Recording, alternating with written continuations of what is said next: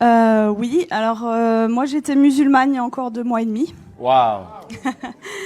Et je suis médecin, on m'a annoncé un cancer des ovaires au mois de juin. D'accord, d'accord. Et pendant 3 semaines, un mois, en fait, j'étais très très mal, jusqu'à entendre parler de Jésus.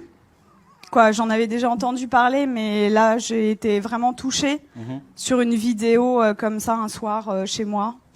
Et donc je me suis intéressée à cette personne et en fait j'avais pleuré pendant 3 semaines de tristesse et là je pleurais d'amour. Waouh. Et je comprenais pas.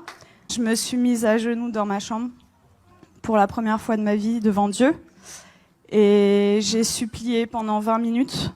Jésus, si tu existes vraiment, moi ça me suffit pas d'entendre parler de toi. Je veux te voir. Et je veux te voir d'une façon que plus jamais de ma vie je vais douter de toi. Et il s'est rien passé, je suis retournée dans mon lit et là j'ai entendu une voix qui me disait « Retourne-toi ». Et j'ai fait ma rebelle.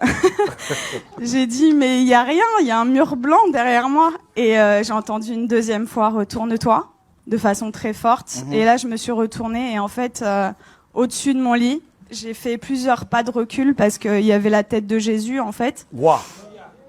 Et énorme. Et en fait dans ses yeux... ses yeux sont pas comme les nôtres en fait. Il y a pas un cercle quoi. Il y a tous les univers dans ses yeux et en fait il m'a regardé, il m'a transpercé le cœur et en fait là j'ai une urgence intérieure Waouh. qui pour une musulmane est incompréhensible, c'est-à-dire que c'est pas venu de mon mental.